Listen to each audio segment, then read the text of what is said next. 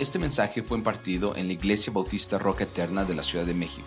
Para más información, visita nuestro sitio de internet rocaeternamexico.com o en Facebook Roca Eterna México. Esperamos que este mensaje sea de bendición a tu vida. Lo que vemos aquí es realmente una coronación muy sencilla, ¿no es cierto? Vemos que un rey va a entrar y va a ser coronado. Es una coronación, diría yo, incluso algo diferente. Es algo extraña a las coronaciones terrenales. Si ustedes recuerdan, no hace mucho, hermanos, tal vez teníamos la oportunidad de ver una coronación. Ustedes recuerdan que no hace mucho la reina Isabel de Inglaterra, creo que fue en el año pasado, ¿no? En el 22, por ahí de septiembre, la reina Isabel murió y entonces tuvimos la oportunidad de ver una coronación real. Pudimos ver por medio de diferentes medios una nueva coronación. ¿Y qué vimos en esa coronación, hermanos? Vimos mucha pompa, mucho lujo, ¿no es cierto? Vimos cómo había carros, cómo había caballos, cómo había invitados, gente muy distinguida de todo el planeta, hermanos, diría yo, llegaron a este lugar para presenciar esta belleza de coronación, ¿no es cierto? Los reyes de todo el mundo, hermanos, normalmente tienen este tipo de coronaciones grandiosas, incluso usaron una carroza de oro, ¿no es cierto? La sacaron para poder llevar fue mucho más pomposa que la misma coronación de la reina Isabel, en esta ocasión, trompetas, es algo esplendoroso, hermanos. Estas coronaciones son lo más esplendorosas, los más grandiosas posibles, como se realizan. Así que los eventos como estos, las coronaciones están llenas de mucho esplendor, ¿no es cierto? De mucho glamour, derrochan todo, hermanos. Es un gasto ilimitado. ¿Para qué? Para que la gloria del rey terrenal se haga manifiesta, ¿no es cierto? Que todos puedan ver que ese es el rey al que se le puede proclamar. Y aquí en nuestro texto, hermanos, tenemos una coronación. ¿Se dan cuenta de esto? Aquí en el texto el Señor Jesucristo va a entrar y va a ser coronado en ese sentido. Pero recordemos, hermanos, que el Señor ya se declara rey cuando habla con Pilato. Cuando habla con Poncio Pilato, en Juan capítulo 18, versículo 36, cuando habla con él, le dice una cosa importante. Le está preguntando si él es rey y él le dice, mi reino no es de este mundo. Cuando él declara esto, hermanos, tenemos que pensar en qué es lo que está diciendo básicamente. Y básicamente, si alguien dice, mi reino no es de este mundo, esa persona ¿qué es? Un rey. Entonces, Cristo es un rey. Mi reino no es de este mundo. Y lo que les dijo es, yo soy un rey y mi reino no es de este mundo. Y la escritura, hermanos, es clara en que Él no es solo un rey. Él es el Rey de reyes y Señor de señores. ¿Se dan cuenta de esto, hermanos? Esa es la realidad del cristianismo, hermanos. Tenemos un rey que es sobre todo rey terrenal, que gobierna y que se mantiene y que controla todas las riendas del universo. ¿Se dan cuenta de esto? Y esta coronación no es tan pomposa, hermanos. Esta es una coronación humilde, ¿no es cierto? Es una coronación que muy poco probable en la tierra se realizaría como se realizó esta coronación, como una coronación se hace aquí en la tierra.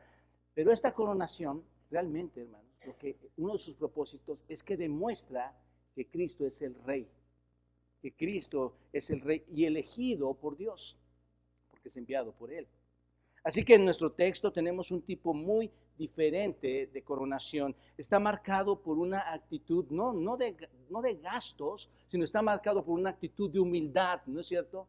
Es una coronación extremadamente humilde, hermanos. Es totalmente lo contrario de cualquier coronación que el mundo pudiera celebrar.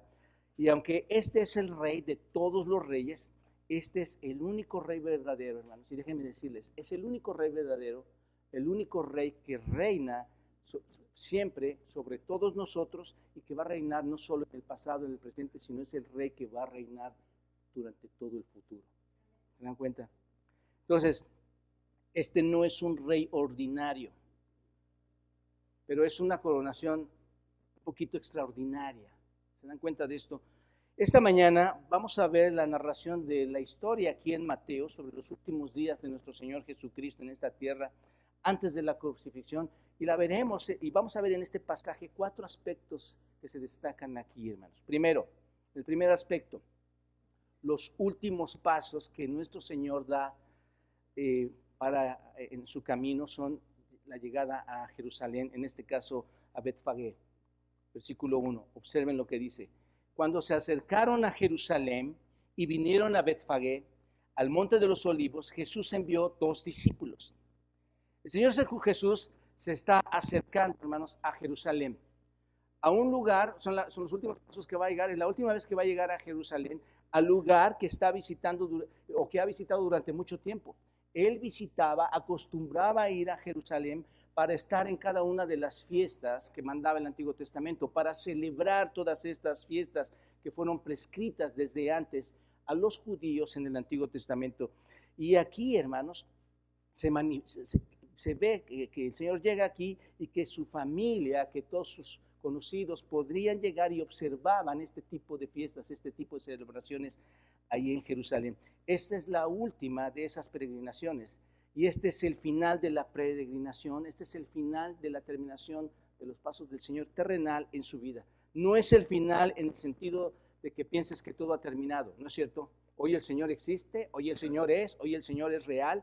Este es el final en el sentido, hermanos, de que todo el plan de Dios llega a su culminación en cuanto a la redención, ¿no es cierto? En que va a enviar al Cordero de Dios que quita el pecado del mundo. Entonces, su objetivo realmente está llegando al punto final, está llegando al punto más alto. Mientras Él va entrando a Jerusalén, esto se está cumpliendo y está llegando al punto más alto, al pináculo más alto. Esta vez, en esta Pascua, el Señor Jesús no van a sacrificar los animales como lo hacían en las Pascuas anteriores, sino que ahora el Señor Jesús mismo morirá como ¿quién, hermanos? Como el Cordero de la Pascua, tal como se había profetizado en el Antiguo Testamento. Eso es lo que está sucediendo. ¿Inmolado por quién, hermanos? Por ti y por mí, por los pecados del mundo, por los pecados del pueblo. Él ha salido de Galilea, semanas atrás, sale de Galilea para caminar hacia Jerusalén de Judá, para llegar ahí. Tenía que cruzar el Jordán y luego bajar a un lugar, a un contorno, a un área conocida que se llamaba Perea. Y en este camino, hermanos, mientras va camino a Jerusalén y va llegando a Perea, se encarga él de estar compartiendo el evangelio, se encarga él de estar ministrando a todos los que se le están acercando. ¿Y cómo lo hace, hermanos? Dice, el reino de los cielos se ha acercado, vengan, y va haciendo constantes milagros, ¿no es cierto? Cuando tú lees los evangelios, ves que él va haciendo milagros. El Señor no va entonces solo, ¿no es cierto? La gente está llegando con él. Él vendría con toda clase de personas que ya trae desde Galilea, ¿no es cierto? Que van a estar acercándose a él, que lo van a estar acompañando. Así que a medida de que las multitudes se reúnen alrededor de él ahí en Perea, estos últimos se unían, aquí los de Perea, se unían a esta comitiva y le seguían al Señor rumbo a Jerusalén. Cuando sigue adelante, vuelve a cruzar el para estar en Jericó. Y esto lo menciono porque los diferentes evangelios te van dando todas esas pautas para que conformes la historia en toda su totalidad. Pero él llega, cruza el Jordán nuevamente, va a Jericó y sabemos que pasaron cosas ahí en Jericó, ¿no es cierto?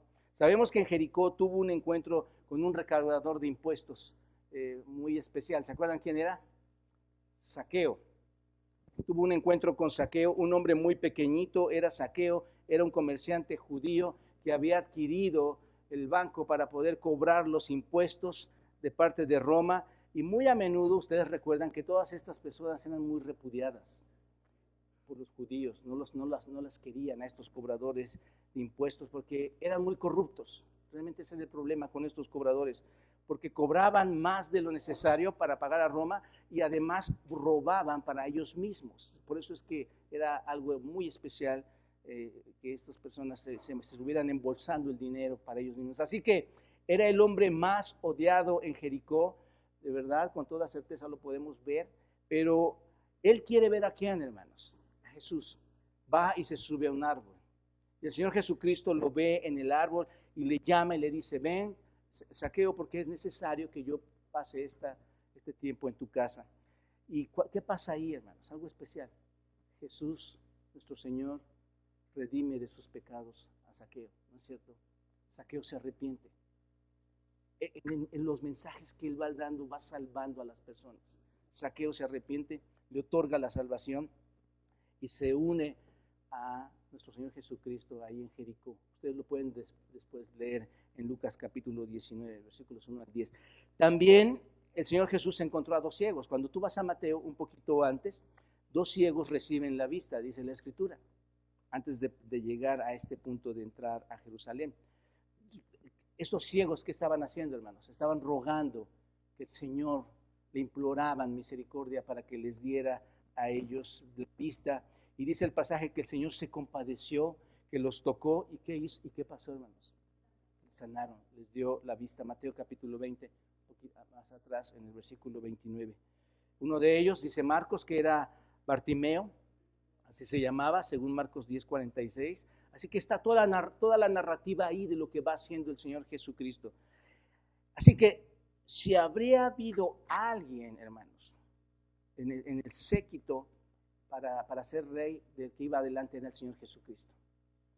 Y todos los que le iban siguiendo de Galilea, de Perea, de Jericó, se estaban uniendo a él. ¿Se dan cuenta? Aquí el punto importante es entender cuánta gente se estaba uniendo a él. Muchísima. Porque estaban viendo grandes milagros como el de Zaqueo, como el de los ciegos, muchísimos milagros que hizo el Señor. Llegan entonces de todas estas partes y todos comienzan su caminata rumbo a Jerusalén con el Señor Jesucristo, hasta llegar a este pequeño pueblo que se llama Betfagé, ¿no es cierto? Que significa casa de higos, es lo que significa ese lugar. Entonces Jesús viene. Está toda esta enorme multitud de personas, lo están siguiendo hasta la Pascua, están experimentando lo que está sucediendo ahí, hermanos, piénsenlo. Mientras él avanzaba, están conociendo todos los milagros, están escuchando la voz del Señor, están aconteciendo muchas cosas ahí. Entonces ellos se dan cuenta de que se trata de una persona muy especial. Ellos se dan cuenta que es alguien muy, muy especial. Y por supuesto, hermanos, ¿quiénes más estaban acompañando? Los discípulos. Estaban acompañándolo a nuestro Señor, y los discípulos están afirmando algo, que Él es el Cordero, que Él es el Mesías, que Él es el Hijo de Dios. Toda la multitud está clamando esto, toda la multitud está reconociendo esto. Así que llega a esta ciudad, es una ciudad muy pequeñita, Betfagé, en el versículo 1, al Monte de los Olivos, y Jesús no llega, hermanos, como llegaría el príncipe Carlos o cualquier otro que pudiera ser coronado. ¿Cómo llega el Señor? No llega con ropas esplendorosas, hermanos. No llega con grandes túnicas reales. No viene con ejércitos detrás de él, acompañándole, triunfante. No traen armas, no vienen armados. Estos son los que siguen al Señor Jesucristo, gente que no viene así, no constituyen, por decirlo de esta manera, no son un ejército. No son personas formidables, hermanos. No tienen ningún tipo de amenaza contra cualquier cosa. Solo son personas que, ¿entienden esto, hermanos? Se han ido añadiendo en el camino rumbo a Jerusalén al Señor Jesucristo. Y nuestro Señor Jesucristo no viene a conquistar nada. ¿Él qué viene, hermanos? Viene en paz. Viene a traer paz. Jesús llega entonces a Betfagé, y allí mismo están también el pueblo de Betania, donde estaban sus amigos. Él llega a Betfagé, está Betania aquí. ¿Y quién vivía en Betania? ¿Recuerdan ustedes? María, Marta y Lázaro, ¿no es cierto? Llega ahí donde están sus grandes amigos, a quienes amaba, y que recientemente, por cierto, había resucitado a Lázaro entre los muertos. Así que él va a Betania por la noche y se queda allí, ¿no es cierto? Y Jesús habría llegado, si lo observamos bien, llegó el día sábado, llegó a Betfagé el día sábado, y se habría quedado ese mismo sábado por la noche con esta familia en Betania. Y todo esto lo podemos saber, bueno, vayan además para que lo vean, Juan capítulo 12, lo sabemos ahí porque Juan capítulo 12 dice esto, versículo 1, ¿lo tienen? Juan 12, 1, dice, observen lo que dice, ¿lo tienen, hermanos? Dice, 6 días antes de la Pascua, Jesús vino ¿a dónde, hermanos? Ahí está. donde estaba Lázaro, el que había estado muerto y a quien había resucitado de los muertos, y le hicieron allí, ¿qué? Una cena. María servía y Lázaro era uno de los que estaban sentados a la mesa con él. Entonces, si tú observas bien, Juan nos dice que esto es 6 días antes de la Pascua. Esto está sucediendo 6 días antes de la Pascua. Así que eso lo pone antes de que anocheciera el sábado, ¿no es cierto? Antes de que fuera noche. Y en esa cena, hermanos, le muestran su amor a nuestro Señor Jesucristo, esta familia, ¿no es cierto? María hace algo muy especial. Observen el versículo 3 lo que dice. Entonces María tomó una libra de perfume de nardo puro de mucho precio y ungió los pies de Jesús y los enjugó con sus cabellos, y la casa se llenó de olor del perfume. Y dicen los versículos 4 y 5 que inmediatamente a alguien, hermanos, bien indignado de lo que estaba pasando ahí, alguien que se molestó de esto, uno de sus discípulos, ¿quién era? Judas. Dice que no le gustó la idea de que estén desperdiciando ese perfume de gran valor, no le gusta la idea, y como un buen hipócrita, hermanos, dice que hubiera sido mejor que este perfume se hubiera vendido para dárselo ¿a quién? A los pobres. Pero no es eso, es la verdad, hermanos, de lo que está aquí. La verdad de su corazón, dice el versículo 6, nos dice que había en su corazón, observa, pero él dijo esto no porque se cuidara de los pobres, sino porque era, ¿qué? Ladrón. Y teniendo la bolsa, ¿qué hacía? Sustraía de lo que se echaba en ella. Entonces, él era el tesorero, era el que manejaba el dinero y quería más dinero en la bolsa, porque mientras más dinero hubiera ahí, más podría planear, extraer todo lo que se pudiera. Entonces, esa noche, hermanos, fue una noche especial, ¿no es cierto? Nuestro Señor dice él mismo que es ungido para la muerte. Pero también fue una noche dura, una noche fea, cuando Judas hace todas estas cosas, ¿no es cierto? Así que el punto es que es sábado aquí. Están muy cerca del área de Jerusalén, 6 días antes de que el Señor Jesucristo sea crucificado. Están ahí en Betania 6 días antes de que el Cordero de Dios se convierta en el Cordero real de la Pascua, hermanos. Eso es impresionante.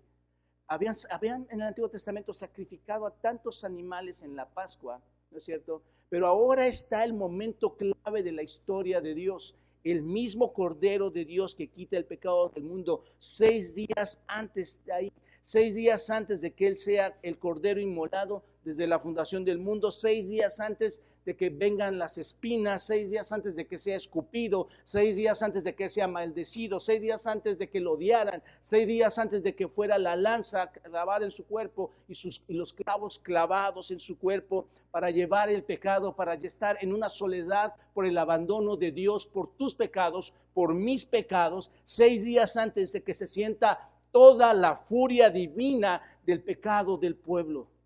¿Te das cuenta? Este es el evento, hermanos. Este es el momento que está sucediendo ahí. Y ahora observen lo que pasa en el versículo 9 de Juan 12. Observen. Gran multitud de los judíos supieron entonces que él estaba allí. ¿Y qué hicieron, hermanos? Vinieron. No solo por causa de Jesús, sino también, ¿por qué, hermanos? Por morbosidad. ¿Querían ver a quién? A Lázaro. ¿Por qué, hermanos? Porque querían ver a alguien que había resucitado de los muertos, que era Lázaro. Versículo 10, pero los principales sacerdotes acordaron dar muerte también a Lázaro. Observen la maldad del corazón, ¿verdad? ¿Por qué? ¿Por qué querían matarlo? Porque a causa de él muchos de los judíos, ¿qué pasaba, hermanos? Se apartaban. Y ese es un principio para muchos de nosotros, hermanos. A veces en un sentido espiritual quieren matarnos, ¿no es cierto? Porque si tú eres un verdadero testigo de Dios, va a haber muchas maneras en que te quieran alejar de la iglesia, en que te quieran alejar del cuerpo de Cristo, en que te quieran alejar para no creer en el Señor Jesucristo. Y esto es lo que estaba pasando también en ese tiempo con Lázaro y estos fariseos. Entonces, cuando Jesús llegó aquí a Betania, lo que se suponía, hermanos, que iba a ser un tiempo de tranquilidad, de estar con estos amigos, Marta, María y Lázaro, se convirtió en una experiencia de ¿qué, hermanos? De mucha gente. Toda la gente empezó a llegar, personas que salían de Jerusalén empezaron a llegar, todos ellos fascinados de ver al hombre que nuestro Señor Jesucristo había resucitado de entre los muertos. Así que estos son los últimos pasos de nuestro Señor en su estancia en esta tierra, hermanos. Su tiempo terrenal, como Dios encarnado, estaba llegando a su fin. Y este es el final de su viaje en esta tierra. No habría o no debería haber más viajes después de esto. Todo llega en su fin cuando va a entrar a Jerusalén y va a ser crucificado para después ser levantado en gloria, ser glorificado al estar en la presencia de nuestro Señor. Y esto lo veremos las próximas semanas. Pero en este mismo momento, regresando a Mateo 21:1, observen, hermanos, al llegar allí, ¿qué les dice, hermanos? Jesús envió, ¿qué? 2 discípulos. Jesús envía 2 discípulos. Esta es la semana de la Pascua, hermanos, que van a celebrar la Pascua, y el Señor les dice a estos 2 discípulos: quiero que ustedes 2 vayan y hagan algo. Literalmente lo que les está pidiendo es que comenzaran a organizar esa entrada triunfal, que comenzaran a organizar la coronación de nuestro Señor Jesucristo. Lógicamente, hermanos, piénsalo bien de esta manera. Los líderes judíos nunca iban a organizar una coronación para Jesucristo, ¿no es cierto? O en la Biblia se nos narra esto, en lo absoluto. Nadie iba a coronar a Cristo, nadie iba a coronar a nuestro Señor Jesús. Así que se van a lo que el Señor les manda. Va a haber una coronación y el mismo Señor es quien está planeándola. El mismo Señor Jesucristo es quien la está organizando, y eso es exactamente lo que está haciendo. Lo que Él hace es muy importante, hermanos, porque quiere crear una manifestación grande, quiere crear una manifestación masiva. Y es exactamente lo que Él va a hacer, es exactamente lo que tiene en mente. Él quiere crear una demostración que haga que parezca que todo el mundo va tras Jesús, todo el mundo le va a seguir. Quiere crear esta manifestación para que los judíos se enfurezcan, ¿no es cierto? Quiere que se molesten todos estos líderes judíos. ¿Por qué, hermanos? La pregunta aquí es: ¿por qué quiere hacerlos enojar? ¿Por qué se tienen que enfurecer? ¿Por qué está toda esta manifestación llegando y empieza a comenzar la coronación mandando a estos 2 hombres a traer estos 2 animales? ¿Por qué? Lo hace, hermanos, para que en el horario eterno de nuestro Señor, en el horario eterno de Dios, el viernes lo entreguen a los romanos y ahí lo ejecuten. Si esto no hubiera acontecido, nunca hubiera estado dentro del plan de Dios que llegara Él ahí. Pero Él está organizando todo esto. Porque, insisto, ¿quién de los judíos lo iba a coronar? Nadie. Entonces, Él está en su plan perfecto, en el tiempo perfecto, para ser llevado a los judíos y ser ejecutados. Así que Él será ejecutado ¿cuándo, hermanos? El viernes se celebra la Pascua. Él va a ser ejecutado exactamente en el día de la Pascua, el día viernes. Él está entonces orquestando, obsérvenlo bien, hermanos, está en el cronograma del tiempo, de la historia, para orquestar su propia muerte y se desencadene todo esto, hermanos. El evento que desencadena todo esto es enviar a sus 2 discípulos para comenzar a recolectar a todas estas personas masivamente a que clamen al Mesías. Y cuando esto iba a suceder, hermanos, ¿qué es lo que estaba pasando en los corazones de los judíos?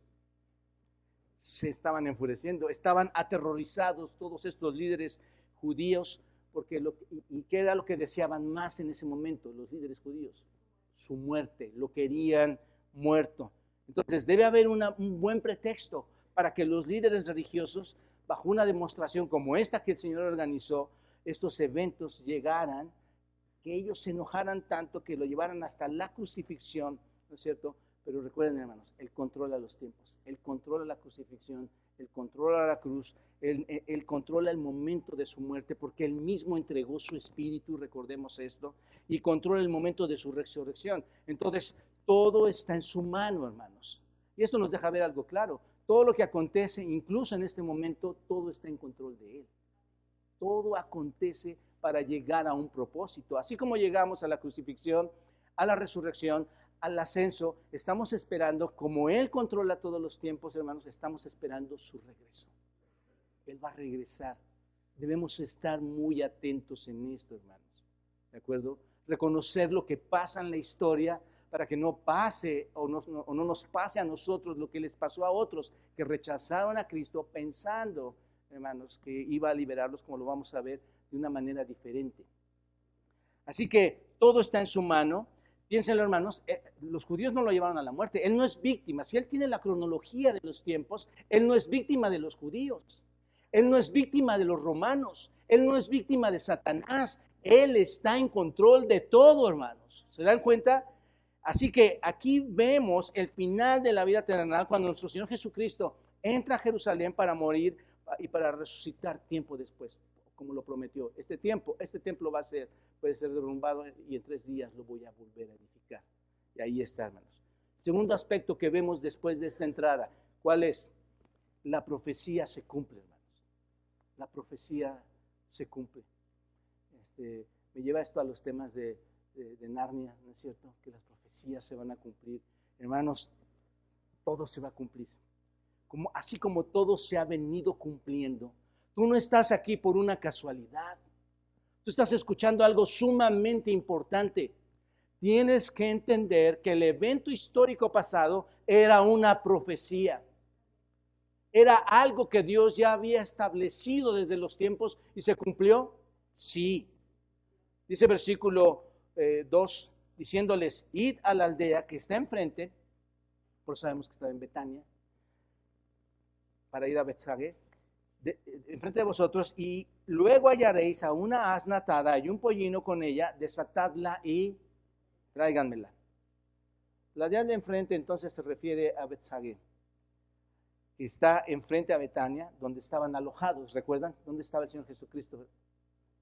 Con sus amigos. Entonces el Señor les dice, van a encontrar a una asna atada, van a encontrar a un pollino ahí atada, desátenlos y tráiganmelos. Detengámonos tantito aquí, hermanos. Pensemos por un momento esto. ¿Qué nos indica el que el Señor le mande a estos hombres a traer 2 animales al otro lado, no muy lejos, a Betfagé? ¿Qué indica esto, hermanos? ¿Cómo sabe él esto? Es un conocimiento sobrenatural. Él no estaba presente ahí. Él no había visto a los animales, pero los manda porque él sabe que hay algo ahí. Hermanos, él es Dios. Él sabe todo. Él controla todo, hermanos. Él organizó su propia crucifixión, por decirlo así, su coronación, su crucifixión, su resurrección, para que se cumpliera conforme a las profecías. ¿Te das cuenta? Entonces, esto es un conocimiento sobrenatural, porque no estaba allí para ver todo lo que estaba ahí, pero él sabe, hermanos, lo que hay allí, que hay 2 animales. Ahora bien, esto pareciera que pudieran ir y que los van a robar, vamos a traer esos animales, pero dice Mateo que no, que los iba a regresar, ¿no es cierto? Entonces, realmente no es un robo, ¿no es cierto? Es obvio, hermanos, piénsenlo, si lo profundizamos un poquito más, es obvio que el lugar a donde manda a estos discípulos es un lugar de creyentes, ¿no es cierto? Que nadie puede ir a tu casa y decir, dice el Señor que mandes esto, ¿qué haces tú? Al Señor y le cierras la puerta, ¿no? Es lo primero que harías, ¿no es cierto? Pero es obvio, hermanos, que este es un hogar que nuestro Señor Jesucristo conocía. Él se relacionó con estas personas, Él los conocía. Porque si alguien dice, ve, dice el Señor, sí, yo sí, el Señor dice esto. Entonces, Marcos 11:2 y Lucas 19:30 nos dicen además que el animal que va a montar es el pollino. Un pollino que nunca habría sido montado por hombre alguno. Cuando tú veas en los evangelios, eso es lo que dicen. Entonces, esto podría ser uno de los pocos honores, hermanos. Les digo que en esta última coronación en Inglaterra es una carroza de oro la que va ahí. Y él se va a sentar ¿en dónde, hermanos? En un pollino, dado por estos hombres a quien conocía, ¿no es cierto? Y esto es algo especial, son ciertos, si quieres verlo, es como uno de los pequeños honores que pudo tener esta celebración de su coronación, porque Deuteronomio 21:3 dice o menciona que cuando se montaba a un animal joven, que nunca había sido montado, era una marca de un honor especial que alguien recibía. Entonces, esto era algo especial seguramente en ese momento. Pero observen el versículo 3, dice, y si alguien os dijere algo, decid, el Señor lo necesita y luego el Señor los necesita y luego los enviaré. Esto indica, hermanos, que el Señor Jesús sabía que esas personas lo conocían. ¿Estás de acuerdo? Porque todo lo que tenían que decir, ¿qué era? El Señor tiene necesidad de esto, ¿no es cierto? El Señor tiene necesidad de estos animales. Y esa es toda la explicación que les dice que le den. Y aquí un paréntesis, hermanos. Estos hombres sí le dieron los animales, ¿no es cierto? Sí se los otorgaron. Nosotros como creyentes, hermanos, ¿qué es lo que Dios demanda de nosotros que le demos? Hermanos, Él nos debe conocer. Y si realmente nos conoce, hermanos, mucho de lo que somos nosotros deberíamos darlo a Él, ¿no es cierto? Y lo pide constantemente. Pide de nosotros obediencia, hermanos. Demanda de nosotros muchas cosas. Él es el Rey. Solo es una aplicación, hermanos, pero observando esto. Estos hombres se los dieron. Este era seguramente un hogar de creyentes que creen en el Señor Jesucristo y que dan para Él lo que Él requiere. Tu tiempo, tu vida, tus recursos. Ahí están los verdaderos creyentes, hermanos. Entonces, esas personas, ¿qué hicieron? Inmediatamente enviaron, obedecieron al Señor este mandato real, ¿no es cierto? Porque realmente lo conocían. Ahora, ¿de qué se trata todo esto, hermanos? ¿Es solo una declaración de humildad? ¿Es solo porque Dios es tan humilde que quiso ir en un burro? ¿Se trata de eso, hermanos? Bueno, sí lo hace, ¿no es cierto? Muestra humildad ahí, sí lo hace. Pero es con un propósito mucho más elevado. ¿Cuál es el propósito principal de llamar a estos animales, de traerlos a Él? ¿Cuál es, hermanos? Versículo 4, observen. Todo esto, ¿qué? Aconteció. ¿Cuál es el propósito? ¿Cuál es el propósito, Mateo? Que se cumpla, ¿qué, hermanos? La profecía. Ese es el propósito principal cuando tú lo ves aquí. Todo aconteció para que se cumpliese lo dicho por el profeta cuando dijo, y aquí tenemos una profecía mesiánica, hermanos. Esta es una profecía mesiánica del Antiguo Testamento que se está cumpliendo. Esto es muy interesante. Algo se está cumpliendo. Esta es la primera de muchas profecías que se van a cumplir en la pasión de nuestro Señor Jesucristo. Profecías de su muerte, profecías de su crucifixión, profecías de su resurrección se van a ir cumpliendo cada vez que avanza. Pero aquí tenemos el comienzo de estas profecías, hermanos. Una vez más, Jesús desencadena estos eventos para cumplir la profecía. Él está en un plan divino, insisto, hermanos. Él tiene un horario, Él tiene un tiempo divino. Todo lo que sucedió bajo el control total para lograr su propósito. ¿Y cuál era su propósito, hermanos?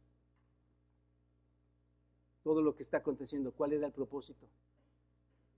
Morir. Morir. Y luego resucitar. ¿Se dan cuenta de esto? Todo acontece para eso. ¿Qué significa esto, hermanos? Él controla. Él lo controló y lo sigue controlando hasta este momento. Y ahora la profecía está en el versículo 5. Observen. Decid a la hija de Sión, he aquí tu rey viene a ti, manso y sentado sobre una asna, sobre un pollino, hijo de animal de carga. Zacarías 9:9. En sus Biblias está también, hermanos, citando a Zacarías 9:9. La hija de Sión, cuando dice esto, la hija de Sión, esto es un hebreísmo, hermanos. Son términos en forma de hebreísmo que lo que significan o lo usaban, decimos hebreísmo porque lo usaban los judíos para decir algo. ¿Y a qué está haciendo referencia? Al pueblo de Jerusalén. Entonces, si lo traducimos así, lo que diría es, dile a los habitantes de Jerusalén que, he aquí viene ¿quién, hermanos? Tu rey. ¿Tu rey viene a quién? A ti. Zacarías, la profecía de Zacarías, vayan todos a Zacarías 9:9, que es la profecía de donde se está tocando. Zacarías 9:9, y aguardo aquí con ustedes tantito, hermanos. Zacarías 9:9. ¿Lo tienen? Ok, dice Zacarías, alégrate mucho, hija de Sión. ¿A quién está hablando entonces? Al pueblo de Jerusalén. Alégrate mucho, hija de Sión, da voces de júbilo, hija de Jerusalén. He aquí tu rey vendrá a ti, ¿cómo, hermanos? Justo y salvador, humilde y cabalgando sobre qué, hermanos? Sobre un asno y sobre un pollino. Esto cientos de años atrás se cumple cientos de años después. Esta es la profecía. ¿Se dan cuenta de esto? Se cumple esta profecía. Y podemos observar aquí en esta profecía 4 cosas que distinguen, hermanos, que describen el carácter de este rey. Observa, él es, dice, he aquí tu rey. ¿Él qué es, hermanos? ¿Cuáles son las características? Él es un rey. Es un rey que, contrario a lo que sucede principalmente en los reyes terrenales, un rey terrenal viene al pueblo, hermanos. No. Y este rey celestial, ¿qué hace, hermanos? En lugar de venir al pueblo, ¿él qué hace? Él va al pueblo. ¿No es verdad, hermanos, esto? ¿No es verdad que Él vino un día a tu vida personalmente y plantó el Espíritu Santo en ti cuando tú te arrepentiste y por fe creíste en Él? ¿Qué rey hace esto, hermanos? Él tuvo esa humildad, siendo el Rey de Reyes y Señor de Señores, se acercó a tu vida. Los reyes terrenales, por el contrario, hermanos, lo único que hacen es tú tienes que ir a buscarlos y usan todo de ti para enriquecerse. Pero Él dio todo de sí para que tú fueras rico, ¿no es cierto? Él dio lo más para ti. Esta es la diferencia del rey que Zacarías está profetizando, hermanos. Este rey toma todo lo que Él tiene, te lo da para enriquecerse, para enriquecerte. Él es el verdadero rey. Pero este rey no solamente es rey, también menciona algo, hermanos, déjenme marcarlo aquí. Él es rey.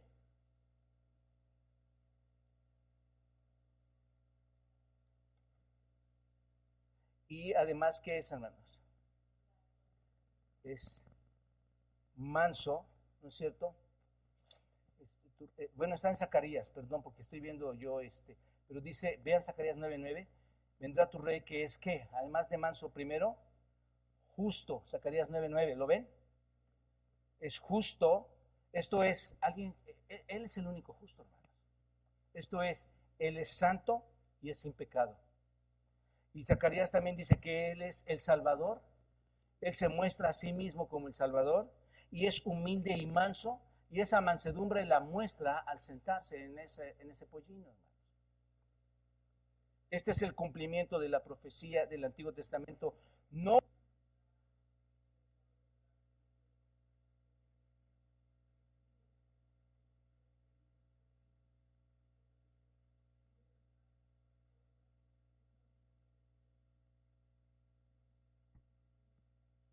cuando tú vas a Apocalipsis y buscas en el capítulo 19, Apocalipsis 19 dice, entonces vi el cielo abierto y he aquí un caballo blanco, el que montaba se llamaba fiel y verdadero y con justicia juzga y pelea. Sus ojos eran como llama de fuego y había en su cabeza muchos diademas y tenía un nombre escrito que ninguno conocía sino él mismo.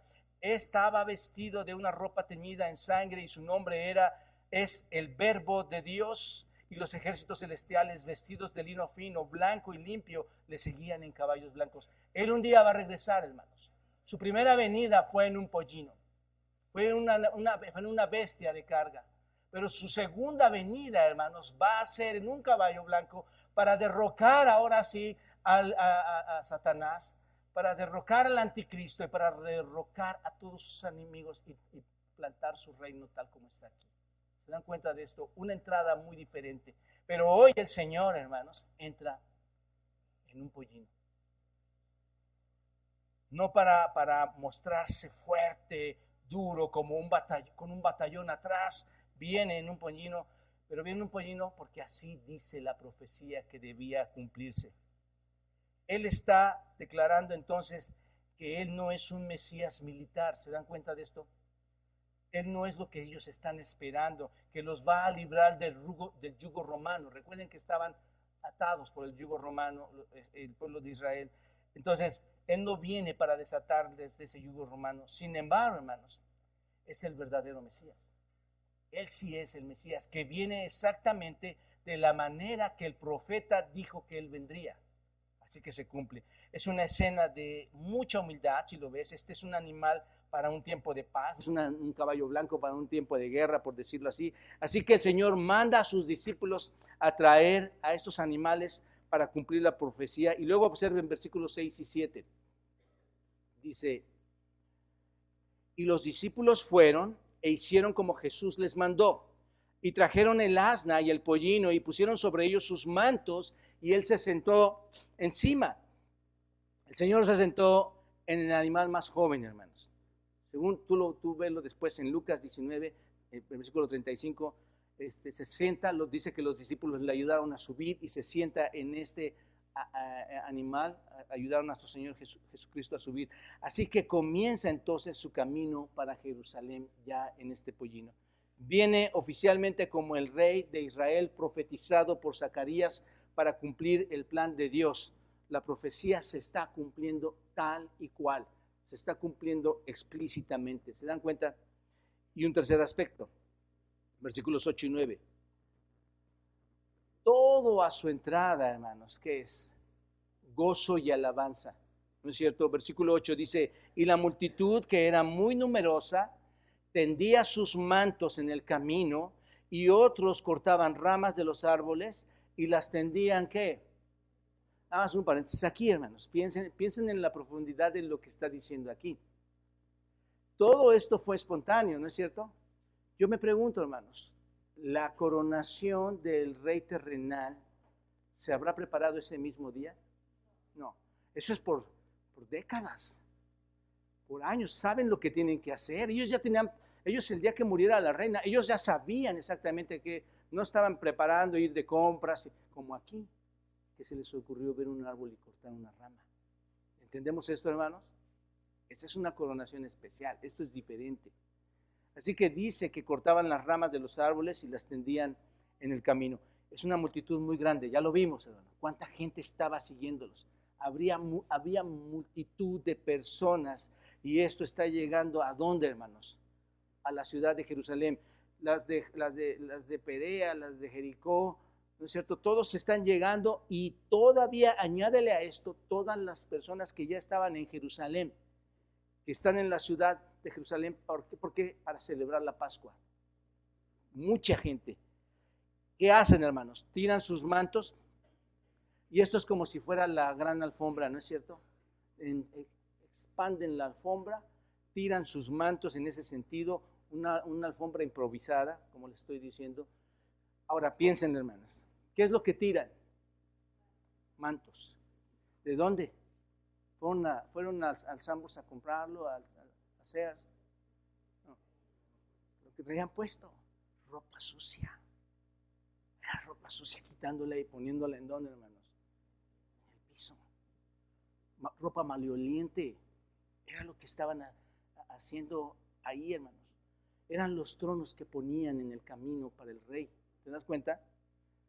Y esto, por cierto, según 2 Reyes 9:13, indica que es un símbolo de sumisión. Cuando alguien quería demostrar sumisión, no solamente se arrodillaba ante la persona a la que quería tener sumisión, según 2 Reyes 9, sino que también tiraban al suelo su manto como una expresión de que estaban sumisos a esa persona. Ese es un simbolismo que estaba dando ahí. Y eso es lo que hacen, un tipo de alfombra para nuestro Señor. Y además de eso, ¿qué estaban haciendo, hermanos? Eran mantos y también, ¿qué? Ramas, ¿no es cierto? Estaban cortando ramas de los árboles y extendiéndolos también en el camino. Y Juan 12, vayan todos a Juan 12, hermanos, ya lo teníamos ahí, pero Juan 12, versículos 12 y 13, dice que eran ramas de palmera, ¿no es cierto? Ramas de palmera, de ahí lo que muchos conocen como el Domingo de Ramos. ¿Se dan cuenta?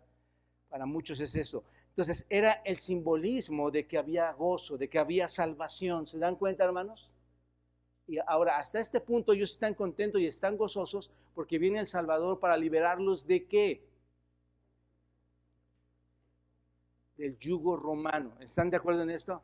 Bueno, están contentos por esta salvación, así que la gente está aclamando a nuestro Señor Jesucristo como su Rey conquistador. Ahora bien, ¿por qué estaban haciendo esto? ¿Por qué estaban aclamándole? Tal vez era un recuerdo, hermanos, que llegó probablemente a sus mentes. ¿Recuerdan ustedes? Tal vez ellos recordaron cómo Moisés sacó al pueblo de Israel de Egipto, ¿no es cierto? Del yugo de los egipcios a través del desierto para llevarlos ¿a dónde? A la tierra prometida. La Pascua, precisamente, hermanos, fue la conmemoración de esa salida. Era lo que estaban celebrando, la Pascua. Entonces, probablemente ellos pensaron, esta es la misma liberación que vamos a tener. Nos van a sacar de la esclavitud de Egipto, nos van a sacar de la esclavitud de Roma. ¿Te das cuenta?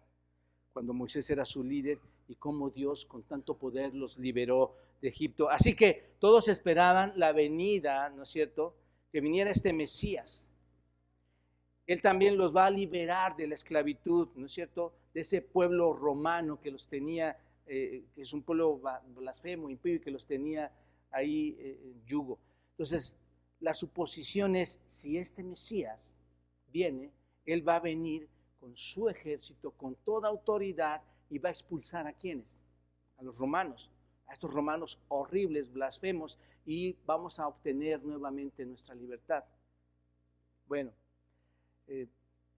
esa es una escena muy, muy extraña, hermanos. Es una escena de ropa vieja, de ropa sucia, de ramas rotas, arrojadas frente a un hombre, a nuestro Señor, que es un hombre humilde, sencillo, justo, santo, ¿no es cierto?, sentado en un pollino.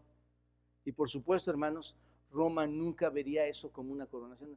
Ya lo coronaron. Nosotros romanos, excelente, qué bueno que coronaron a este hombre, ¿no es cierto? ¿Y los líderes de Israel lo van a ver como una coronación? Tampoco, en lo absoluto, hermanos. Por eso digo que es una coronación rara, extraordinaria. Nadie vería eso como una coronación. Muchas de estas personas que iban ahí, hermanos, en lugar de ser de las grandes clases para coronar al rey, ¿qué eran, hermanos? Humildes, sin dinero, pescadores sucios, ¿no es cierto? Era gente que estaba así siguiéndolos de esa manera, pobres, ¿no es cierto? Pero algo increíble sucede a pesar de que toda esta gente gente pobre está ahí. Versículo 9, observen. Y la gente que iba delante y la que iba detrás aclamaba diciendo, Hosana al Hijo de David, bendito el que viene en el nombre del Señor, Hosana en las alturas. ¿Qué significa Hosana, hermanos? ¿Qué significa esta palabra? Significa salvar ahora. Salvar ahora. Y recuerden que Zacarías 9:9 en la profecía dice que el rey, él es un rey que va a ser ¿qué? ¿Qué es un qué? Un salvador. Entonces, es lo que significa Hosana. Este es un clamor de liberación, hermanos. Y no solamente dicen que los va a salvar, sino lo identifican como ¿quién, hermanos? El Hijo de David. Muy importante, ¿te das cuenta de esto? Lo identifican también como el Hijo de David. Es un título real, es un título mesiánico. Cuando tú vas a 2 de Samuel, capítulo 7, y lees este capítulo 7, versículos 12 y 13, Dios le promete a David un hijo mayor que su propio hijo Salomón. ¿Se recuerdan esta historia? Y ese hijo de David dice que iba a tener un reino no temporal, sino un reino eterno. Segundo de Samuel 7. La promesa mesiánica es que el Mesías sería hijo de ¿quién? Entonces, de David. Y lo vemos, hermanos, en las generaciones en las genealogías de Mateo y en las genealogías de Lucas, vemos quién es este hijo. ¿Quién es? El Señor Jesucristo. ¿Te das cuenta? Él es el verdadero hijo de David. Si hubiera un rey que debería ser rey en Israel, ¿quién sería entonces? Él mismo, ¿no es cierto? Nuestro Señor Jesucristo. ¿Por qué? Porque él tenía el derecho de gobernar en ese momento por venir de ese linaje. Así que lo aclaman como el hijo de David, y esto es citado del Salmo 118, versículos 25 y 26. Y en sus Biblias también está marcado. Entonces, Salmo 118, versículo 25. Entonces, literalmente, hermano, lo que está pasando aquí es que están alabando el nombre del Señor, están pidiendo al Hijo de David que lo salve. Y quieren decir eso en el sentido físico, hermanos, no en el sentido espiritual. Quieren que lo salve de forma temporal, que haya esa desocupación de Roma y acabar con todas aquellas personas que les han hecho la vida tan pesada, todos estos enemigos Y además lo identifica no solo eso, hermanos, también lo identifica como ¿qué? Como el que viene en el nombre del Señor. O sea, él viene en el nombre del Señor. ¿Qué significa esto, hermanos? ¿Viene de parte de quién? De Dios, es el enviado de Dios, es como lo están identificando. Él es el bendito, es el que nos va a salvar, que que es enviado de Dios. Y observen, incluso dicen Hosana en las alturas. Y si Hosana significa salva, entonces significa salva ahora, salvación que viene ahora desde las alturas. ¿Se dan cuenta de esto? Ellos dicen, desde la presencia de Dios tenemos al legítimo que va a liberarnos del pueblo romano para que nos salve desde las alturas, que es Dios mismo. ¿Te das cuenta? Es lo que está diciendo ahí. Eso es desde la morada misma de Dios enviar poder divino para salvarnos. Era eso. Y hermanos, eso es lo que pensaban los romanos. Pero nosotros hoy tenemos una teología diferente.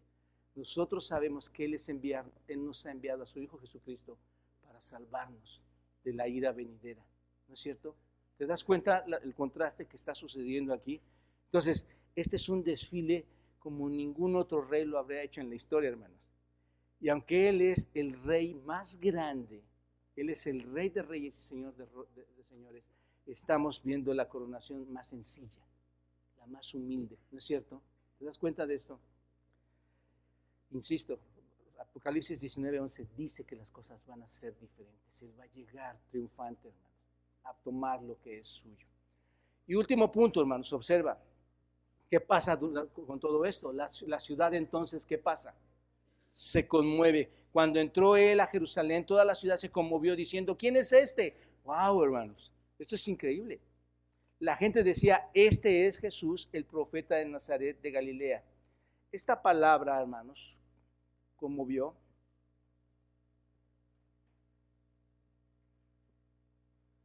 Esta palabra conmovió. Es un verbo que significa sacudir. Es un verbo en el griego que significa agitar. Estaban entonces, ¿cómo estaban este pueblo, hermanos? Estas gentes, agitadas, sacudidos, estaban conmocionados. Escuchen esto ahora. Era tal su conmoción que hacen una pregunta. ¿Qué estaban diciendo, hermanos? Observen lo que están preguntando. ¿Quién es este? ¿Quién es este? Yo me acuerdo, hermanos, que hace muchos años, cuando yo era más chiquito, no hace muchos, perdón, pasó el presidente de la República y obviamente había latas de leche, conchas y mucha gente. Y yo corrí porque había mucha gente. Y esto es lo que sucede cuando hay mucha gente, ¿no es cierto? Cuando hay mucha gente, tú vas y haces lo que la gente está haciendo. Algo sucede y la marea se va para allá y tú vas para allá porque te conmueve hacer eso. Bueno, piénsenlo, hermanos, es lo que estaba pasando ahí. Estaba agitada la gente y ellos dijeron, ¿quién es este? Es una locura por parte de estas personas, hermanos. Están diciendo todo esto, están alabando al Señor, están diciendo, Hosana en las alturas, es el que viene el Salvador. Y ¿quién es? ¿Quién es este? ¿No es cierto, hermanos? No saben de quién están hablando. La gente está atrapada en todo esto y dicen, ¿quién es este Mesías? ¿A quién estamos saludando? Entonces toda la ciudad está sacudida por esa efusión que tienen, esta manifestación masiva de cientos de miles de personas que ni siquiera saben quién es Él. Así que las multitudes decían, ¿este es qué, hermanos? ¿Cuál fue la respuesta? Este es Jesús, el profeta de Nazaret de Galilea. Están organizando esta manifestación masiva y ni siquiera saben quién es Él. Incluso vayan a Juan, nos va a ayudar mucho. Juan capítulo 12. En este mismo evento, Juan está viendo el mismo evento de Mateo en capítulo 21, Juan lo está viendo en el capítulo 12. Y en el capítulo 12, versículo 15, dice esto, hermanos. Sus propios discípulos dice que no entendían esto tampoco al principio. Versículo 15 de Juan 12. No temas, hija de Sión, he aquí tu rey viene montado sobre un pollino de asna. Estas cosas, ¿qué, hermanos? No las entendieron, ¿quiénes? Sus discípulos al principio. Pero cuando Jesús fue glorificado, entonces se acordaron de que estas cosas habían estaban escritas acerca de él y de que se les habían hecho. No entendían, hermanos, por qué el Mesías tenía que venir en un pollino manso. No entendían por qué él tenía que venir tan humildemente. Saben, hermanos, el problema para ellos es que era que sabían quién era, ¿no es cierto? Aquí está la declaración. ¿Sabían ellos quién era o no? Sí. Vieron su poder, escucharon sus palabras, pero no querían su reino en sus términos. Ese es el problema, hermanos. Hoy en día, tú conoces del Señor, sabes que es el Hijo de Dios, sabes que desciende de la genealogía de David, sabes que es el que cumple las promesas, pero muchas veces no entendemos porque no lo queremos llevar a nosotros conforme a sus términos, sino conforme a mis términos. La iglesia está de cabeza, hermanos. Dicen ser creyentes, pero no lo son en el sentido de que no hay ese compromiso de dar. Cuando Dios te conoce, tú das. Cuando Dios te conoce, tú obedeces lo que Él pide que des. Cuando Dios te conoce, tú estás ahí presente y sabes quién es exactamente. Y no quieres hacer las cosas que tú quieres hacer, sino te alineas a lo que Él quiere que hagamos. ¿Te das cuenta? Este es un principio para nosotros, hermanos. ¿Vieron su poder? ¿No has visto su poder tú? ¿Por qué somos tan inconstantes, hermanos? ¿Oyeron sus palabras? ¿Has leído la Biblia? Sin embargo, hermanos, sabiendo que es el rey, no quieres ajustarte a sus términos. Hermanos, y alguien que no se ajusta a los términos de Dios, jamás entrará al reino. Jamás. Eran tan terrenales estos hombres, eran tan materialistas, que todo lo que querían en sus vidas es que todo fuera más cómodo para su mundo y para su vida, ¿no es cierto? Porque ¿qué es lo que querían? Recuerden hasta este punto, ¿qué es lo que querían? Liberación de los romanos. ¿Qué es lo que queremos hoy, hermanos? ¿A qué viene la iglesia muchas veces? Por nuestras propias necesidades. Pensamos tal vez en último en obedecer sus mandatos. Entonces, ellos sabían quién era Él. Pero, ¿por qué era esto así, hermanos? ¿Por qué ellos no entendían esto? Bueno, cuando Jesús fue glorificado, lo vimos ahorita en Juan 12, ellos entendieron. Ellos entendieron después de que ascendió al cielo, después de que fue crucificado, después de la resurrección, después de 40 días en su estancia todavía aquí en la tierra y asciende a la presencia de Dios, entonces entendieron todas estas cosas. Ellos entendieron que Él debía entrar como, hermanos, humilde para ser coronado, entendieron que tenía que morir, que tenía que resucitar, pero no lo entendieron completamente. ¿Hasta cuándo, hermanos? Según Juan, hasta que Jesús fue, ¿qué? Glorificado, hasta ese momento. ¿Por qué? ¿Por qué lo entendieron hasta ahí, hermanos? Porque hasta que Jesús fue glorificado, Él no envió ¿a quién, hermanos? Al Espíritu Santo. Hasta que Él llegó, ¿te acuerdan que dijo? Yo me voy, pero voy a enviar a otro igual a mí, a otro consolador. Cuando Él asciende y es glorificado, entonces ¿a quién envía? Al Espíritu Santo. Y Jesús les dijo en el aposento alto esto, recuerdan ustedes, vayan a Juan 16, ellos ya lo debían haber sabido, se los dijo en Juan 16, versículo 13, pero cuando venga el Espíritu de verdad, ahí está, hermanos, ¿se dan cuenta? Juan 16, 13, pero cuando venga el Espíritu de verdad, Él os guiará a toda la verdad, porque no hablará por su propia cuenta, sino que hablará todo lo que oyere y os hará saber las cosas que habrán de venir. Así que, piénsenlo, hermanos, toda esta doctrina, toda esta teología mesiánica nunca se unió o nunca hizo clic. ¿Hasta cuándo? Hasta que el Espíritu fue derramado en ellos. ¿Se dan cuenta? En este punto, hermanos, los discípulos, ¿cómo estaban? En este momento, pues, confundidos, ¿no? Pues es nuestro libertador, pero no entendemos qué está pasando. Porque su teología mesiánica era la misma teología mesiánica de toda esa multitud. Aquí la importancia de entender esto, hermanos. Si tu teología no es correcta, tú te vas a ir a una teología del mundo. Si tu teología es la teología de Dios en sus tiempos y en sus parámetros y en todo lo que Él establece, tú vas a estar viviendo en lo correcto. Pero mientras tanto te vas a ajustar al mundo, te vas a ajustar a su propia teología, a su propia creencia. Y en este caso creer que iba a liberarlos de los romanos. Y no es así, hermanos. ¿No es cierto? No es así. Lucas 19:37 dice, cuando llegaba ya, y lo leo, hermanos, nada más anótenlo.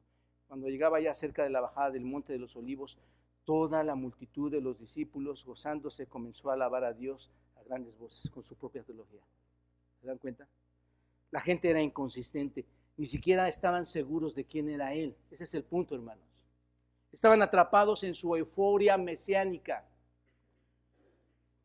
Pero por otro lado, hermanos, ¿quiénes estaban indignados? Los líderes religiosos. Estaban aterrorizados porque parecía que todo el mundo estaba siguiendo a Jesucristo. ¿No es cierto? Todo el mundo lo estaba apoyando. ¿Y cómo vas a matar a alguien que todo el mundo lo apoya? ¿Cómo lo vas a hacer? Bueno, como saben, al día siguiente, recuerdan que era domingo, al día siguiente, hermanos, ¿a dónde fue? A la purificación del templo. Tú sigue Mateo 21 y ahí viene. Al día siguiente va a la purificación del templo. Bueno, ¿fue a atacar a quiénes? ¿A los romanos? No, ¿a quiénes? ¿Con quién fue directamente al día siguiente, hermanos? Con toda esa gente que le alababa. Fue y le dijo directamente, fue al templo, según lo vemos aquí en Mateo 21, versículo 12, fue al templo y realmente, hermanos, al entrar al templo, lo que hizo el Señor Jesucristo es ir directamente al corazón de los judíos y atacarlos a ellos. ¿Te das cuenta de esto?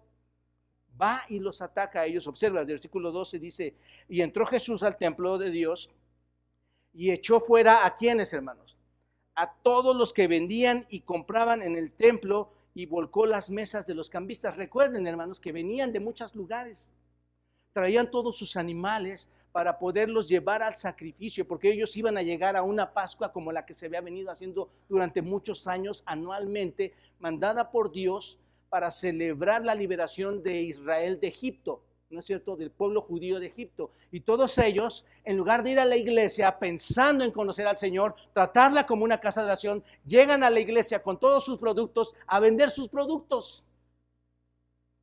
Esto es muy miserable, hermanos. Eso no es alguien que sigue a Cristo. Eso no es alguien que sigue a Dios. A mí me han dicho aquí, hermanos, que si podemos dar permiso de vender. No, no damos permiso. Esto no es tienda. Esta es una casa de oración. Y cuando las puertas de la iglesia se abren, hermanos, estamos pisando tierra santa. Si es que creemos que Cristo es Cristo, si creemos que Dios es Dios y que el Espíritu es el Espíritu, es tierra santa, hermanos. Así diría el hermano Sproul. Porque la presencia de Dios está aquí. Y él entra y echa fuera a todos los que vendían y compraban en el templo y volcó las mesas de los cambistas y las sillas de los que vendían las palomas y les dijo, escrito está, mi casa, casa de oración será llamada, mas vosotros las habéis hecho casa, una cueva de ¿qué? Ladrones. Porque estaban extorsionando a la gente, hermanos. Acuérdense que había cambistas ahí. Llegaban y decían, yo quiero a este becerro. Sí, pero en esta moneda cuesta tanto, más esto te va a salir en tanto. Extorsionaban a la gente, hermanos. Y ese es otro tema. Pero bueno, ¿qué hizo el Señor? Quita todo su sistema, ¿no es cierto? Cómo operaba el judaísmo ahí en el templo. Echó a los compradores, a los vendedores, a los cambistas y declaró que habían convertido su casa en una cueva de ladrones. En lugar de ir y atacar a los romanos, va y ataca a ¿quiénes, hermanos? A los de Jerusalén. Ataca su sistema religioso, ataca a los líderes religiosos que eran los líderes de la nación. Está atacando a todos estos. Eso aseguró, hermanos, cuando ataca a todos ellos, ¿qué hacen los judíos? Aseguró algo, hermanos. A este lo matamos. Alguien que va en la dirección correcta, en la palabra de Dios, siempre va a ser contrario a aquel que no va en la dirección de Dios. Siempre te van a ver mal. Tú vas a ser de otro tipo de mentalidad. Vas a ser de otro tipo de corazón. ¿Me explico, hermanos? Y a él esta fue una gran oportunidad. Mira lo que está haciendo. Mira lo que está haciendo. Ahora el Señor Jesucristo era más popular que cualquier otra persona en la tierra, hermanos. ¿Se dan cuenta? ¿Por qué? Porque había atacado el corazón, el sistema judío lo había atacado, hermanos. Y eso es lo que debemos hacer en la iglesia, hermanos. Atacar tu sistema mundano, atacar tu sistema personal, tu sistema humano, porque ese no tiene valor. Y eso es lo que hace el Señor Jesucristo. ¿Te das cuenta? Eso prepara la mesa para que eventualmente lo lleven a la cruz. Por medio de un falso juicio, en una noche con falsos testigos, lo vamos a ver, que van a pronunciar una sentencia. ¿Y cuál es la sentencia que pronuncian? La muerte, ¿no es cierto? Y entonces lo llevan a la muerte el día viernes, exactamente a la hora que Dios había planeado, para que muriera como el Cordero de la Pascua que quita el pecado del pueblo. Y aquí termino, hermanos. Siempre hay un lugar en el mundo para Jesús que la gente quiere, ¿no es cierto? Pero no siempre hay un lugar para el Jesús que es, para el Cristo que es, ¿no es cierto? Quieres que sea tu Jesús a tu manera, a tu forma, como este pueblo lo quería. Él quería un Jesús libertador a su manera, para cumplir con sus deseos carnales. ¿Te das cuenta? Él no vino, hermanos, entendamos esto, a que tú y yo, que nuestros sueños se realizaran. Él no vino a este mundo para que tú y yo, las cosas que pensemos que queremos que nos vayan bien, se realicen. No vino, hermanos, para darnos felicidad, para darnos prosperidad, por lo mucho que a veces oramos. No vino para darte tus deseos carnales. Él vino para atacar nuestra falsa religión, hermanos. ¿Se dan cuenta de esto? Él vino para ubicarnos y decir, ustedes están adorando de forma diferente. Él vino para atacar el pecado. Él vino a poner juicio, hermanos. ¿Te das cuenta? Un juicio de Dios que va a caer con todas aquellas personas que no son convertidas. Él vino a advertirte que huyeras de la ira venidera. ¿No es cierto, hermanos? Ese es el asunto al que vino. Él vino a ofrecerte la salvación para rescate del infierno, para rescate de la muerte. Si pensabas que Él vino para cumplir todos tus deseos como si fuera una lámpara maravillosa, tienes a un Cristo equivocado. Tienes una teología equivocada. ¿Te das cuenta? Amado hermano, Él vino a confrontar tu necesidad, tu pecado, a ofrecerte salvación misericordiosa a través de la fe en nuestro Señor Jesucristo. Y afortunadamente, hermanos, Él está en control de todo. Él controla todo. Pasaron solo pocas horas hasta que atacó el templo, ¿no es cierto? Fue a Jerusalén, atacó el templo, se volvió contra los líderes religiosos, se puso en su contra y luego los líderes lo amenazaron, ¿no es cierto? Y pocos días la gente ya está contra él. No pasó mucho tiempo de esa gritería tan hermosa y toda la gente está contra él. Y finalmente, hermanos, en lugar de estar gritando algo diferente, en lugar de estar gritando, Hosana, la salvación ha llegado, tenemos al mismo Mesías que viene de los cielos, con todo el poder nos va a liberar, Hosana, gloria a Dios en las alturas. Días después, ¿qué gritaron, hermanos? Crucifícale. Crucifícale, crucifícale.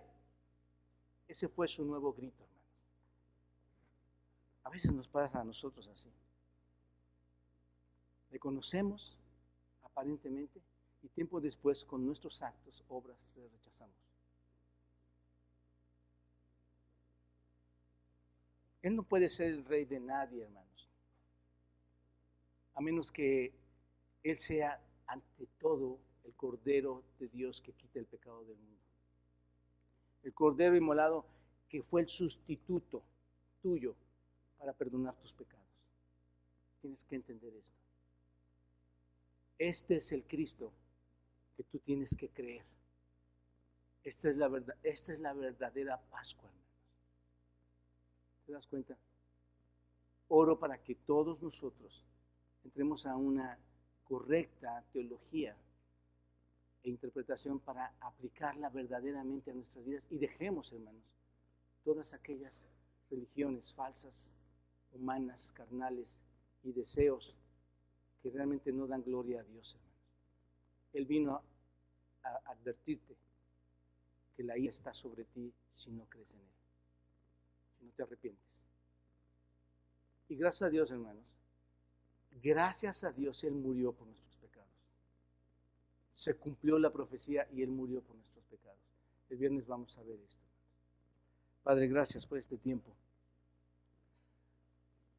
Hemos tomado más tiempo de lo normal, Dios, pero vale la pena entender, Señor, y pedirte, Señor, que nuestro Cristo siga siendo Hosana al Hijo de David, Hosana en las alturas, pero de manera correcta, entendiendo que tú eres el Rey que ha venido a salvarnos, Señor, de la ira venidera, de la muerte eterna, bajo el perdón de los pecados que podemos obtener en nuestro Señor Jesucristo.